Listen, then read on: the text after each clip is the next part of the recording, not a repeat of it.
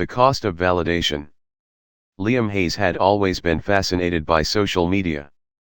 It started as a simple pastime, sharing jokes, commenting on trends, and keeping up with friends. But as he gained more followers, his casual posts evolved into carefully crafted content. Soon, he became known for his sharp wit, viral challenges, and picture-perfect life. The validation was intoxicating. Every like, comment, and share felt like proof that he was interesting, important. But with every post, the pressure mounted. He found himself obsessing over engagement rates, analyzing what worked and what didn't. If a post didn't perform well, he deleted it, pretending it never existed. The fear of fading into obscurity loomed over him like a storm cloud. One night, while scrolling through his feed, Liam noticed something unsettling. He no longer enjoyed any of it.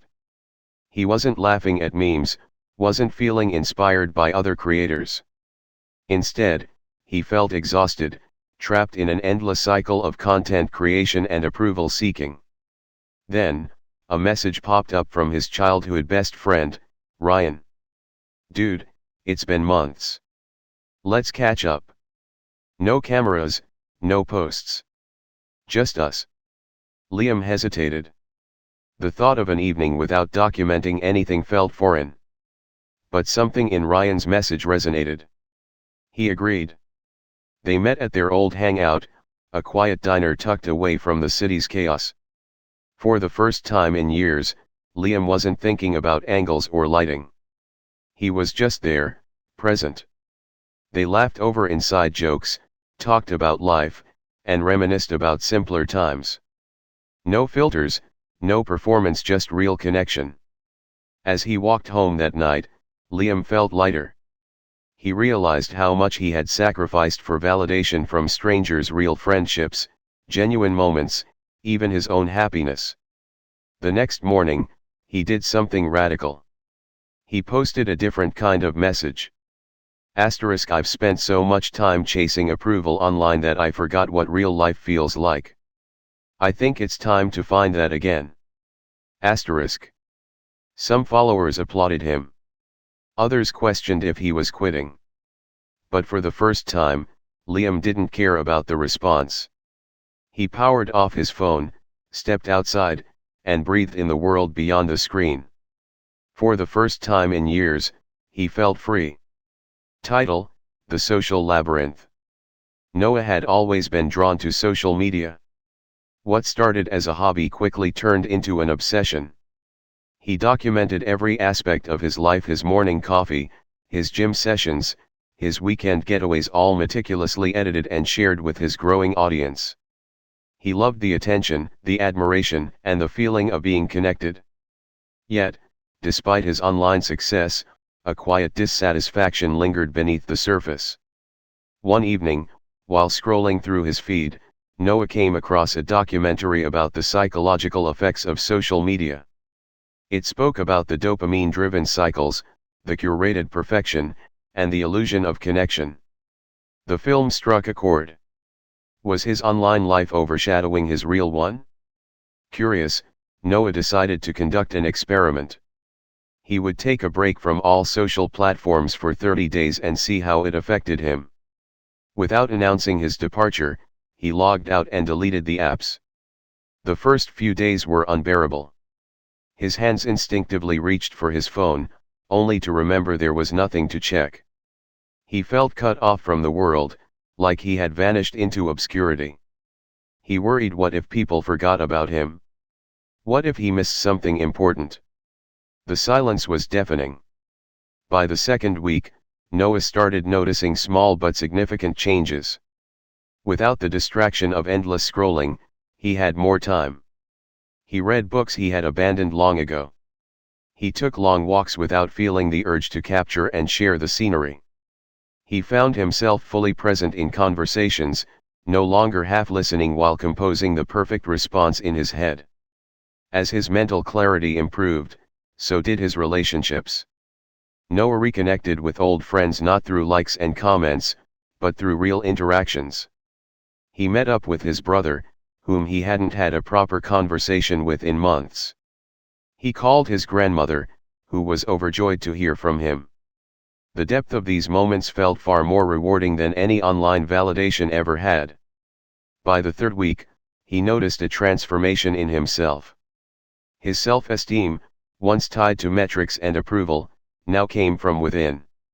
He no longer felt the need to craft a perfect image. Instead, he embraced his flaws, his quiet moments, his unfiltered reality. The weight of comparison lifted, leaving space for something unfamiliar: contentment. On day 30, Noah had a decision to make. Would he return to social media? The break had taught him that the platforms weren't inherently bad, it was how he had used them that was damaging. He realized he had been living for the audience, not for himself. When he finally logged back in, he approached things differently. He unfollowed accounts that fueled insecurity. He stopped caring about numbers. His first post back was honest: 30 days away. Found clarity. Still here, but this time, on my own terms. The notifications rolled in, but for the first time, they didn't control him. Noah had stepped out of the labyrinth, and he was never going back in the same way again. Disconnected illusions. Sophia Lane had always been in love with the idea of connection. As a teenager, she marveled at the way social media could bring people together, allowing strangers to bond over shared interests, distant friends to stay in touch, and creatives to showcase their talents. It felt like magic, a world where anyone could belong. By 25, Sophia had built an enviable online presence. Her Instagram was filled with snapshots of trendy cafes, perfectly styled outfits, and thoughtful captions about self-growth and positivity. She had thousands of followers who admired her aesthetic and sought her advice. Brands sent her products to review, and companies invited her to exclusive events. To everyone watching, she had it all. But behind the screen, Sophia felt more isolated than ever. Every outing had become an opportunity for content. Before eating, she photographed her food. Before enjoying a moment with friends, she filmed it. She spent hours curating the perfect caption, ensuring each post fit her brand. But the more she perfected her online life, the more her real life felt hollow. Conversations with friends became surface level, interactions felt performative, and loneliness crept into the quiet moments when her phone was out of reach. One night, after a long event filled with staged interactions and forced smiles, she sat alone in her apartment, scrolling through her own profile. The images reflected a life full of adventure, beauty, and fulfillment. Yet, the girl behind the screen felt exhausted, lost. A notification popped up. Her childhood best friend, Emily, had messaged her. "Hey Soph, I miss you. Can we hang out?" No phones, just us. Sophia hesitated. It had been years since they'd spent time together without a screen involved. But something about Emily's words pulled at her heart. She agreed. They met at a quiet park, a place they used to visit as kids. Sophia instinctively reached for her phone to snap a photo of the sunset, but Emily gently touched her wrist. "Just enjoy it," she said with a smile. For the first time in years, Sophia let herself be present. They talked for hours, sharing stories, laughing about old memories, and walking without a destination. No hashtags, no curated moments, just two friends reconnecting. That night, Sophia lay in bed, staring at her phone.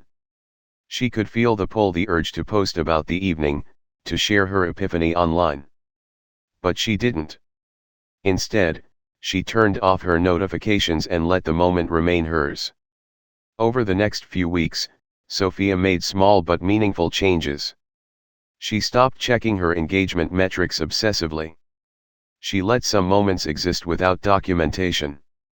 She reconnected with old friends and made space for real, unfiltered experiences. One morning, she finally posted something different. Social media once made me feel more connected, but somewhere along the way, I lost touch with what mattered most. I'm still here, but I'm choosing to live more and post less. Maybe we should all try it? Asterisk. The comments flooded in, some agreeing, others skeptical. But for the first time, Sophia didn't wait for validation. She set down her phone, stepped outside, and breathed in the real world. For the first time in years, she felt truly connected, not to a screen, but to herself. Title: Disconnected. In a world where everyone was constantly connected, Emma prided herself on being a social media star. With over 500,000 followers, she had built her online identity around a glamorous, well-curated life. Every morning, she planned her posts meticulously: outfits, backgrounds, captions, all designed to maintain the perfect illusion. She was living the dream, or at least, that's what everyone thought. But behind the filters and carefully selected angles, Emma felt exhausted. The pressure to keep up with trends, the anxiety of maintaining engagement, and the overwhelming need for validation drained her. Yet, she couldn't stop. Social media wasn't just a habit, it was an addiction. Every like, comment, and share fueled her self-worth, and the idea of irrelevance terrified her. One evening, after an exhausting photo shoot for a brand collaboration, Emma collapsed onto her bed. Scrolling through her feed, she felt a sharp pang of jealousy seeing another influencer on an exotic vacation. She had been in the industry long enough to know the truth: most of it was staged, sponsored, or edited, but she still found herself comparing her life to the flawless versions others portrayed. That night, she barely slept, her mind spinning with questions: was this really what she wanted? Had she lost herself in the process? The next morning, in a moment of impulse, Emma decided to disconnect. No warning, no goodbye post, she simply deleted her apps and turned off notifications. At first, it felt liberating. But as the hours passed, unease crept in. Her fingers twitched, reaching for her phone. What was happening online? Were people wondering where she had gone? Would she become irrelevant in just a few days? The first week was the hardest. She felt lost, as if a part of her had disappeared.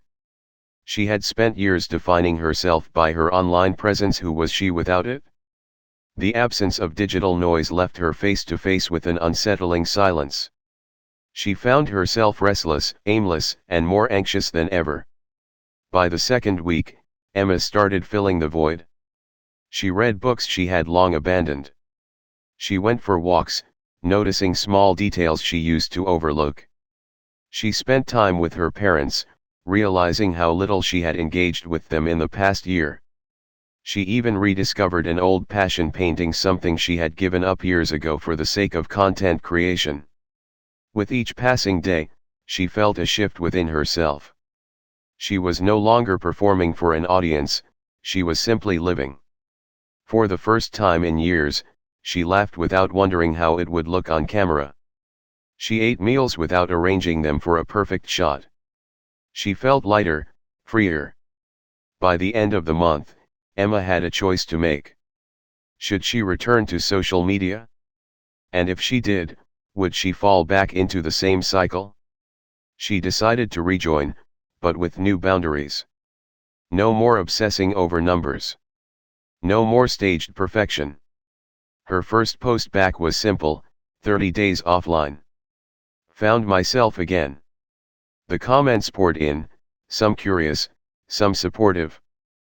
But for the first time, Emma didn't feel the need to prove anything. She had reclaimed her identity, not as an influencer, but as herself.